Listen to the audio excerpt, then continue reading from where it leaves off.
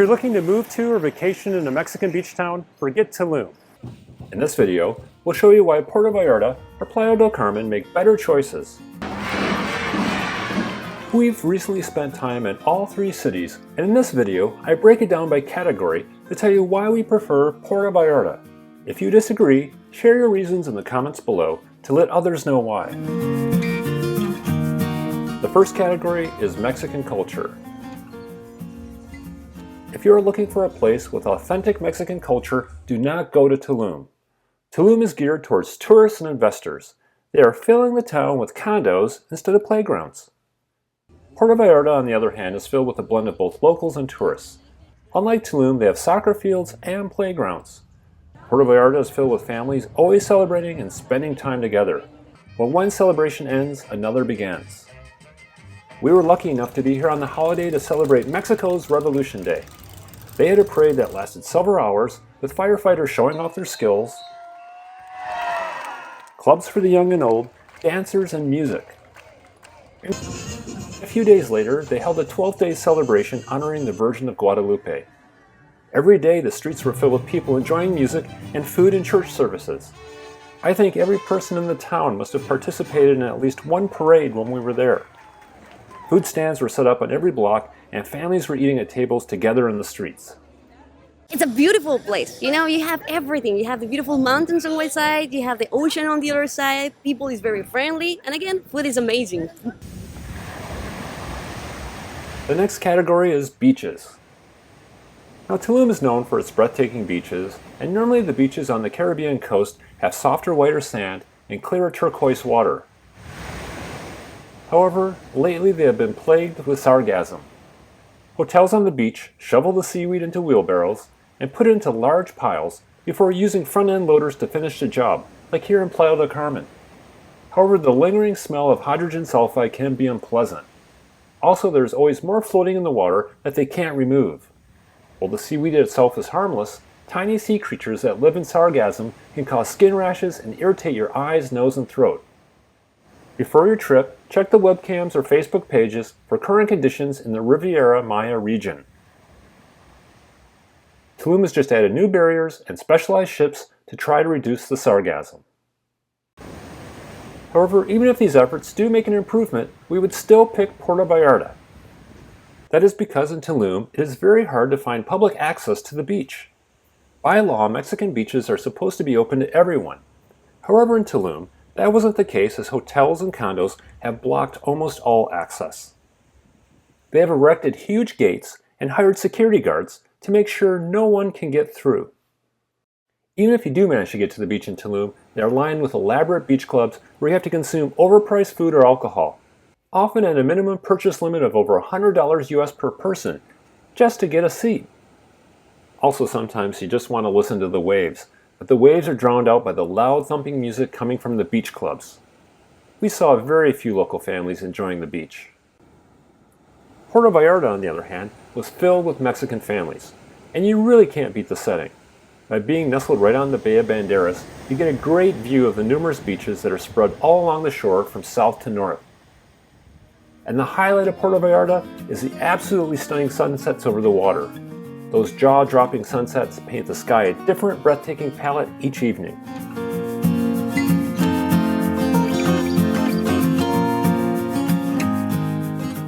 There's something about this town that it's hard to describe. You know, the weather is the reason you come here. The beaches and some of the people and things like this make you definitely want to stay, but it's just a feeling of the place. For things to do, we once again picked Puerto Vallarta, mainly because it is a bit bigger and has more nearby towns, offering endless things to do. If you're looking for somewhere LGBTQ friendly, Puerto Vallarta is the clear winner. Zona Romantica is known as the gayborhood here, and it's a place to see shows and enjoy the clubs. In fact, this area just won 4 distinctions at the 2023 LGBTQ+ Travel Awards. The people are phenomenal. The food is amazing. The beach is right there. Everyone's really nice. And I like the community about the city as well. And one of the things we really enjoyed was a home tour put on by the Puerto Vallarta International Friendship Club. where you visit several spectacular homes to raise funds for local charities. If we live here, it is an organization we can easily see ourselves volunteering for. However, you'll have plenty to do in any of these 3 cities. They all offer sailing, snorkeling, whale and shark watching, parasailing, golfing, and bars and restaurants. If you love all-night parties with other tourists, you would do well in Tulum or Playa del Carmen, as they both offer a great nightlife. And Playa del Carmen has a plethora of patios under the lush canopy of tropical trees. They are lit up and make the outdoor dining experience very romantic. However, Puerto Vallarta is still hard to beat, as they have many dining options with views of the ocean and the setting sun. So which place is the safest? The U.S. government warns travelers to reconsider travel to Jalisco, the state where Puerto Vallarta is located. The state where Tulum and Playa del Carmen are located got a lesser warning, as travelers must exercise increased caution there.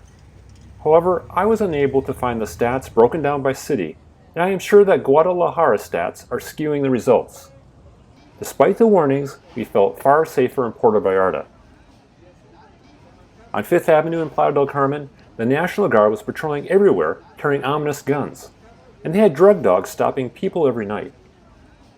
It also affected my impression that during our visit to Playa del Carmen, 4 inspectors were violently killed when visiting a bar to check their compliance with local codes. The inspectors had just been doing their jobs. Their role was to enforce problems with illicit businesses, illegal drug sales, and prevent the beachfront restaurants from taking over the beach zone. The killing occurred at a place we had walked by earlier in the day.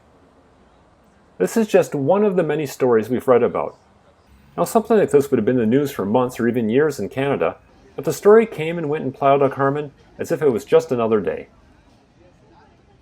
And with tourists flocking to Tulum to party, drug use has skyrocketed in the area. With that comes the drug dealers. The Courier-Journal reported that the cartels have moved into the area and that people are constantly being detained by the police on drug dealing charges. Many of our viewers have complained about being stopped by police and being forced to pay bribes. If you read the comments on our Tulum video, you'll see it is really a problem. In Puerto Vallarta, on the other hand, the streets were filled with families at all hours of the day and night. Though they still had occasional trucks of armed guards going by, it was nothing like the constant presence in Tulum or Playa del Carmen. However, be sure to exercise caution wherever you go. The next category is getting around. To get to places, we always prefer walking or public transit. And it didn't help that we were scammed at a gas station when we rented a car for a few days in Playa del Carmen. Driving in Mexico is often filled with gas station scams, police bribes, bad roads, and impossible parking. So walking on public transit is less polluting and less stressful, especially as we get older. Getting around Tulum was a nightmare. Tulum is just not walkable. The town of Tulum is in fact about 6 kilometers from the beach, and there's no easy way to get between them. They just completed a new road to the beach, however it was built for cars with no thoughts to pedestrians or bikes. It was sad to see locals trying to walk on this road as vehicles sped past. If you live near the main road to the beach, Coba Avenue, you could walk for an hour or bike to get to the beach, but on a hot or rainy day, that may not be so great. And then it only gets worse once you get near the beach. The road that runs along behind the beach is very narrow and filled with potholes, with little room for walking.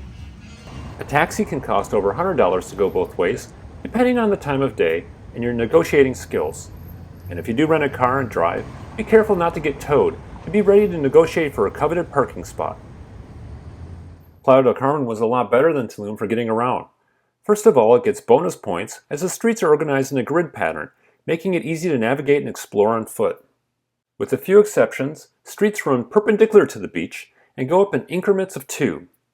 Avenues run parallel to the beach and are numbered in increments of 5. It makes it easy to not get lost. Also, the main street for tourists in Playa del Carmen is 5th Avenue, which is closed to cars.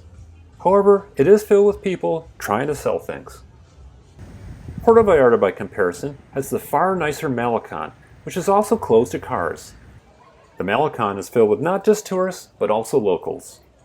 One side of the Malecon does have vendors, but it is much wider, and the other side is right beside the ocean, and you can hear the waves as you walk.